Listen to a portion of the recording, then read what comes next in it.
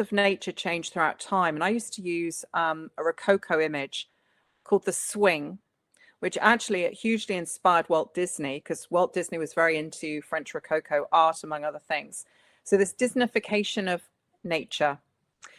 And I mean, again, being a firefighter, you all have seen them, and they make me cringe. When you see people that want to connect with nature, they want to live in nature, and they build a house in nature that is completely the antithesis of what is appropriate to the site.